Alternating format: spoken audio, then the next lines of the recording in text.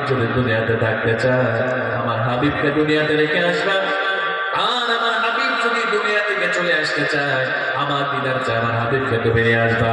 বিশ্বনবী সাল্লাল্লাহু আলাইহি ওয়াসাল্লাম বলে জিবরাইল ও জিবরাইল তুমি তোমার কার্যক্রম শুরু করে দাও। আল্লাহ যেহেতু আমার দিদার চায় আমি নবীজিকে চাই আমিও বিশ্বনবী আমার বন্ধু আমি আল্লাহর দিদার আমি পেতে চাই। জোরে বলেন সুবহানাল্লাহ। আমার মুসলমান ভাইরা মৃত্যুটা কত কষ্টের হবে। আল্লাহ নবীজি বিশ্বনবী সাল্লাল্লাহু আলাইহি ওয়াসাল্লাম এবার মালাকুল মউতকে বললেন মালাকুল মউত রে একটুখানি অপেক্ষা করো আমার মনে বড় চাই আমি মিসওয়াক করব। এবার বিশ্বনবী সাল্লাল্লাহু আলাইহি ওয়াসাল্লাম আম্মা জান আয়েশাকে বললেন আয়েশা রে আমার ইচ্ছা করে শেষ আমলটা যেন আমার মিসওয়াক দিয়ে হয়।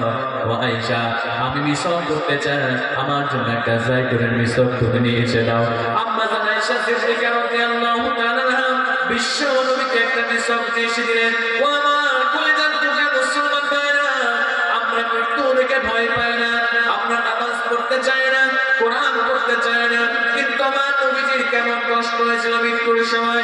আম্মা জান মিসওয়াকটা নিয়ে আসলে এবার বিশ্বনবী আমার দাঁতের নিচে মিসওয়াকটা যখন দিয়ে দিলেন আমার নবীজির শরীরটা এত খারাপ এত দুর্বল হয়েছে বিশ্বনবী আমার মিসওয়াকটা নরম করতে পারে না। আহারে রহমাতুল লিল আলামিন সাইয়্যিদুল আম্বিয়া সাইয়্যিদুল বাশার বিশ্বনবী মিসওয়াকটা নরম করতে পারে না। এবার আমার নবীজি আম্মা জান আয়েশাকে বললেন আয়েশা রে আমার মিসওয়াকটা নরম করার মতো শক্তি না তুমি আমার জন্য মিসওয়াকটা একটু নরম করে দাও। আম্মা জান আয়েশা সিদ্দিকা রাদিয়াল্লাহু তাআলা আনহা এবার বিশ্বনবী থেকে মিসওয়াকটা নিলেন মিসওয়াকটা নিয়ে আম্মা জান দাঁত দিয়ে নরম করে দিলেন। এবার আমার নবীজি ওই নরম করা মিসওয়াক দিয়ে দাঁতটা মিসওয়াক করলেন। এবার মালাকুল মউতকে বলেন মালাকুল মউত তোমার কাজ শুরু করে দাও। আল্লাহ নবীজি এবার মৃত্যুর শয্যায় আমার নবীজি বারবার ঘেমে যাচ্ছিল সামনে একটা পাত্র ছিল আমার নবীজি ওই পাত্র থেকে পানিটা নিয়ে বারবার মুখের মধ্যে ছিটা দিচ্ছিল বারবার মুখের মধ্যে ছিটা দিচ্ছিল। আর আমার নবীজি বলতেছিল উম্মতেরা রে নামাজ ছেড়ে দিও না নামাজ ছেড়ে দিও না ও আমার উম্মতেরা নামাজ ছেড়ে দিও না মৃত্যুর মধ্যে যন্ত্রণা আছে মৃত্যুর মধ্যে কষ্ট আছে। আল্লাহ নবীজি বলতেছিল মালাকুল মউত রে তুমি মনে হয় আমার রূহটা কবজ করো না তুমি আমার বুকের উপরে জানো উহুদ পাহাড়টা তুমি চাপিয়ে দিয়েছো। জোরে বলেন নাউজুবিল্লাহ।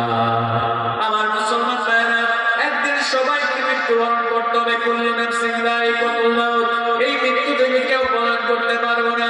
মৃত্যুর সময় আযাব আছে যারা ভালো মানুষ হবে যারা নামাজি হবে যারা কোরআন ওয়ালা হবে এবার তাদের কাছে মালাকুল মউত এসে বলবে ইয়া আইয়াতুন নাফসুল মুতমাইন্না ও সুন্দর আত্মা প্রশান্ত আত্মা তুমি তোমার প্রভুর সন্তুষ্টিতে বের হয়ে আসো।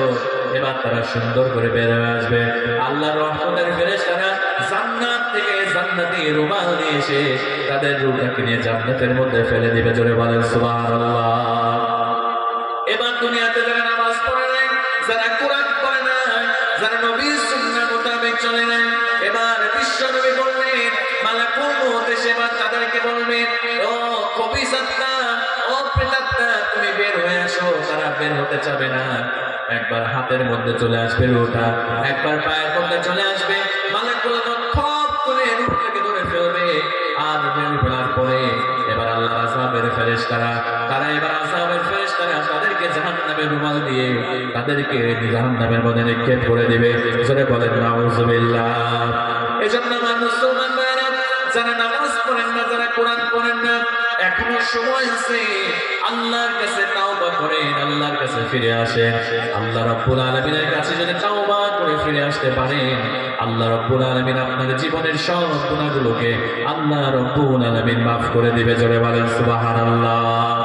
আমার মুসলমান ভাইরা ভালো করে লক্ষ্য করেন তাওবা করলে আল্লাহ কেমন করে জীবনের গুনাহগুলো মাফ করে দেয়। এই দুনিয়া সমস্ত পানি দ্বারা আপনি যদি জাহান্নামের আগুনকে নিভাতে চান আপনি দুনিয়ার সমস্ত পানি দ্বারা যদি জাহান্নামের আগুনকে নিভাতে চান প্রশান্ত মহাসাগরের পানি দ্বারা নিভাতে চান নিভাতে পারবেন না। আটলান্টিক মহাসাগরের পানি দ্বারা জাহান্নামের আগুনকে নিভানো যাবে না।